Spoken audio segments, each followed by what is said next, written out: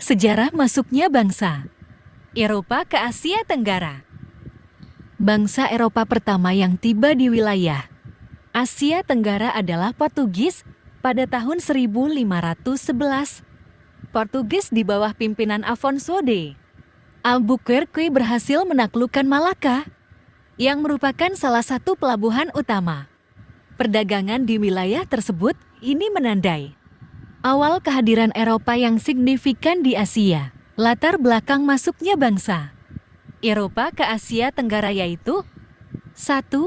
Requesta, yaitu keinginan untuk menaklukkan bangsa yang pernah menguasai mereka. 2. Renaissance, kelahiran kembali dari masa kegelapan ke masa pencerahan dengan adanya humanisme. 3. Jatuhnya Konstantinopel oleh Turki.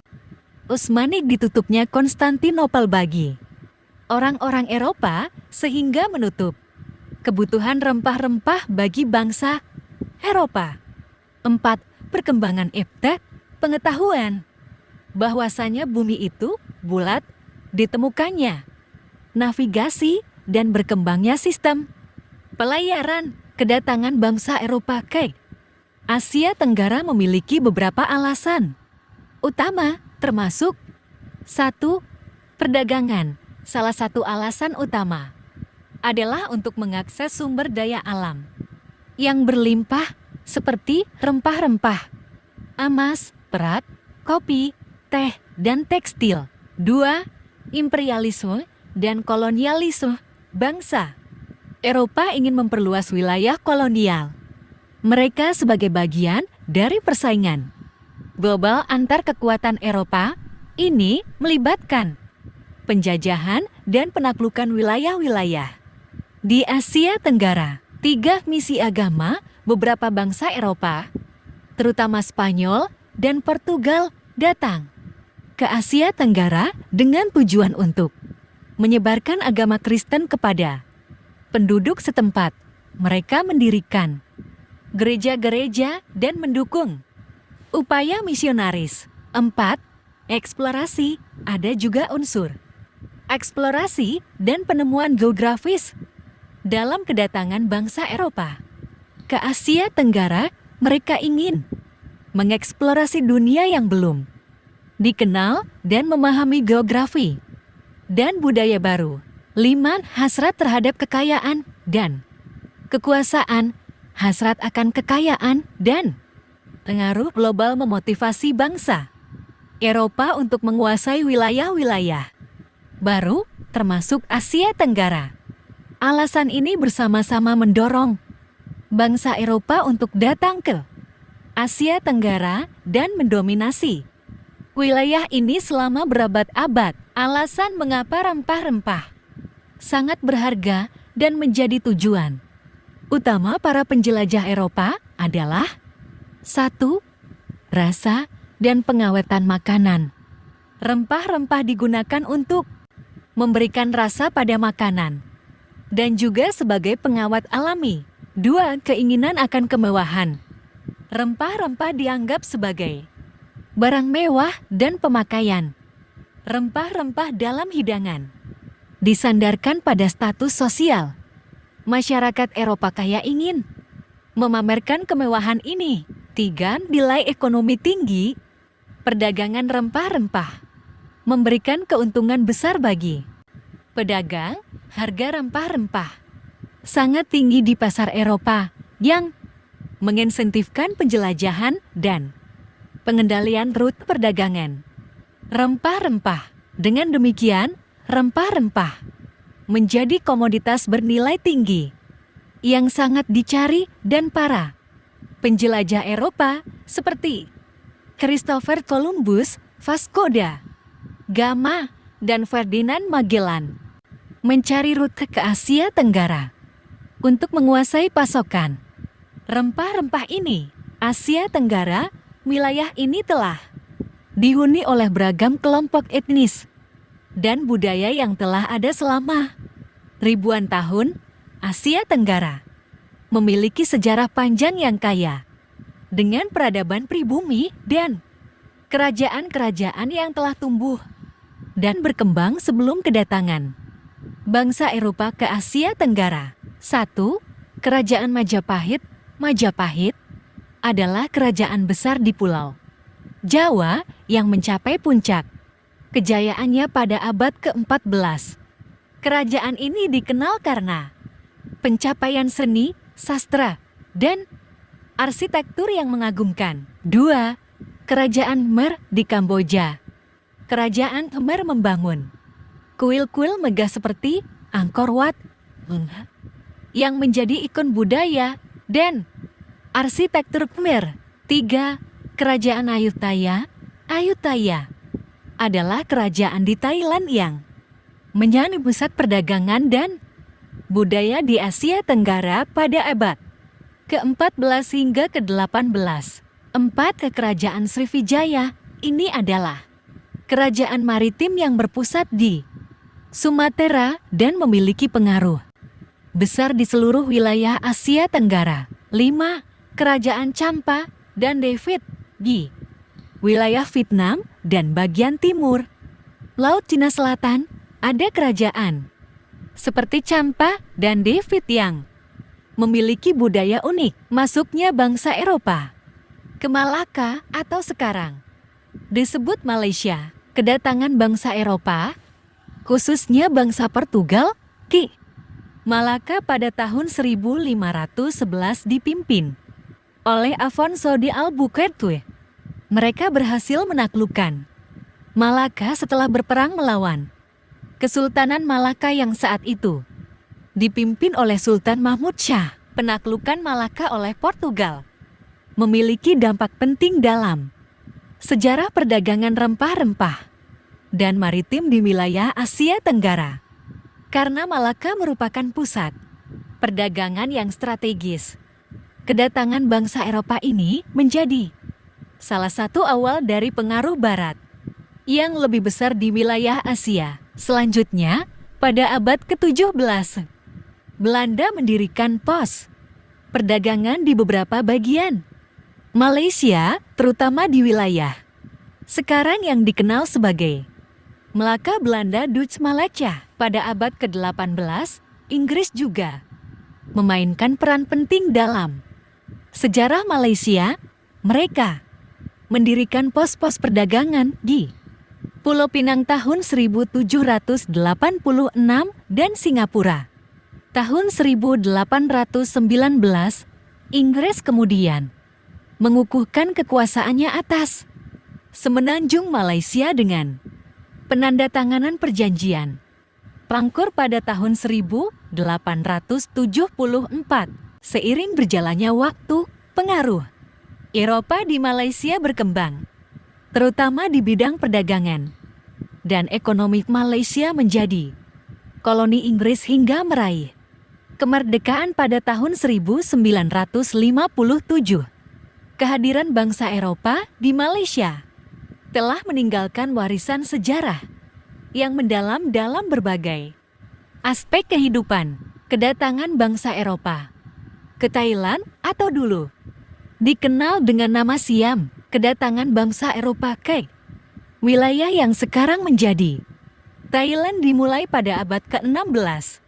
Portugal adalah negara Eropa pertama yang melakukan kontak dengan kerajaan Ayutthaya, kerajaan utama di wilayah Thailand. Pada saat itu, Portugis mulai berdagang dan menjalin hubungan diplomatik dengan Ayutthaya. Kemudian, pada abad ke-17, Belanda dan Inggris juga mulai berkomunikasi dengan Ayutthaya dan mendirikan pos perdagangan di wilayah tersebut. Mereka bersaing dengan Portugal dalam perdagangan dengan Ayutthaya selama periode kolonialisme.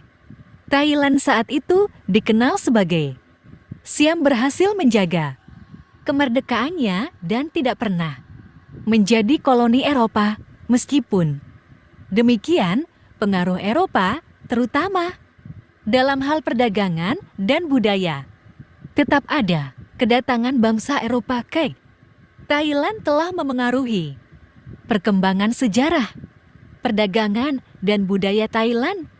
Meskipun negara tersebut tidak pernah dijajah oleh Eropa, kedatangan bangsa Eropa ke Myanmar atau dulu dikenal dengan nama Burma, bangsa Eropa pertama yang datang ke wilayah yang sekarang menjadi Myanmar dulu dikenal sebagai Burma adalah Portugis. Mereka mulai menjalin kontak pada abad ke-16 dan membangun hubungan perdagangan dengan kerajaan-kerajaan yang berkuasa di wilayah tersebut. Selain Portugis, Inggris juga mulai menunjukkan minat di Myanmar pada abad ke-17, terutama dalam upaya untuk menguasai perdagangan rempah-rempah di wilayah ini. Namun, hubungan antara Myanmar dan Eropa tidak selalu berjalan mulus. Jadi, kedatangan bangsa Eropa, terutama Portugis dan kemudian Inggris, memiliki dampak besar dalam sejarah Myanmar, baik dalam hal perdagangan maupun penjajahan. Kedatangan bangsa Eropa ke Kamboja. Kedatangan bangsa Eropa ke Kamboja dimulai pada abad ke-16. Portugis adalah salah satu bangsa Eropa pertama yang datang ke wilayah ini. Mereka menjalin hubungan perdagangan dengan kerajaan Kamboja dan memainkan peran penting dalam perdagangan di kawasan tersebut. Selanjutnya, pada abad ke-17, Perancis menjadi bangsa Eropa yang semakin dominan di Kamboja. Mereka menjalin hubungan diplomatik dan mengambil kendali atas sebagian wilayah Kamboja. Pada akhir abad ke-19, kedatangan bangsa Eropa ke Indonesia. Kedatangan bangsa Eropa ke Nusantara atau wilayah yang sekarang dikenal sebagai Indonesia juga terjadi dalam beberapa periode sejarah yang berbeda. Salah satu yang paling signifikan adalah masa penjelajahan dan kolonialisasi Eropa yang dimulai pada abad ke-16. 1. Penjelajahan Portugis. Portugis adalah bangsa Eropa pertama yang datang ke wilayah Nusantara pada awal abad ke-16. Mereka mendirikan hubungan perdagangan dengan kerajaan-kerajaan di kepulauan seperti Maluku dan Malaka. 2. Kedatangan Belanda. Belanda adalah bangsa Eropa yang paling berpengaruh di Nusantara. Mereka membangun Kongsi Dagang VOC pada tahun 1602 dan mulai menguasai sebagian besar wilayah Nusantara melalui berbagai perjanjian dan perang dengan kerajaan-kerajaan lokal. 3. Kedatangan Inggris. Selain Belanda, Inggris juga memiliki kepentingan di Nusantara, terutama selama Perang Napoleon ketika Inggris menguasai beberapa wilayah di kepulauan ini. Namun, setelah perang, mereka menyerahkan kendali kembali kepada Belanda. Kedatangan bangsa Eropa ke Asia Tenggara membawa perubahan yang signifikan dalam berbagai aspek kehidupan di wilayah ini, termasuk perubahan politik, ekonomi, sosial, dan budaya. Beberapa perubahan tersebut termasuk 1. Perubahan politik. A. Pendudukan dan penjajahan. Bangsa Eropa seperti Portugis, Spanyol, Belanda, Inggris, dan Perancis mendirikan koloni-koloni di wilayah Asia Tenggara dan menguasai berbagai kerajaan dan wilayah pribumi. Ini menggantikan struktur politik tradisional dan menghadirkan sistem pemerintahan kolonial. B. Pembagian wilayah. Perjanjian antar bangsa Eropa mengatur pembagian wilayah di Asia Tenggara seperti perjanjian Tordesillas yang membagi dunia antara Spanyol dan Portugal ini mempengaruhi batasan politik di wilayah tersebut. 2. Perubahan ekonomi. Eksploitasi sumber daya alam. Bangsa Eropa mengambil keuntungan dari sumber daya alam Asia Tenggara seperti rempah-rempah, logam berharga, dan hasil pertanian yang diekspor kembali ke Eropa. Hal ini mengubah pola ekonomi dan perdagangan wilayah tersebut. Perdagangan global. Asia Tenggara menjadi bagian penting dari jaringan perdagangan global yang dioperasikan oleh bangsa Eropa. Ini membawa perubahan dalam pola perdagangan dan distribusi barang. 3. Perubahan sosial. Perubahan demografi akibat penjajahan, migrasi bangsa Eropa, dan perdagangan budak. Perubahan dalam komposisi penduduk terjadi. Hal ini menciptakan komunitas multikultural dan berdampak pada budaya dan identitas sosial penduduk setempat. Perubahan status sosial. Perubahan struktur sosial juga terjadi, terutama dalam kasta dan status masyarakat pribumi. Penduduk asli seringkali dianggap rendah oleh pemerintah kolonial. 4. Perubahan budaya. Penyebaran agama Kristen, misi agama oleh bangsa Eropa, terutama oleh Spanyol dan Portugis, memengaruhi agama dan keyakinan penduduk setempat. Pengaruh budaya Eropa. Bangsa Eropa membawa gaya hidup, mode, pakaian, dan bahasa baru yang juga memengaruhi budaya lokal. Selain perubahan positif seperti pengenalan teknologi baru, perubahan tersebut juga membawa konflik, eksploitasi, dan perubahan sosial yang kompleks. Perubahan politik, ekonomi, sosial, dan budaya ini memiliki dampak jangka panjang yang berkelanjutan pada perkembangan Asia Tenggara. Hingga saat ini, sekian penjelasan tentang sejarah masuknya bangsa Eropa ke Asia Tenggara. Saya ucapkan terima kasih.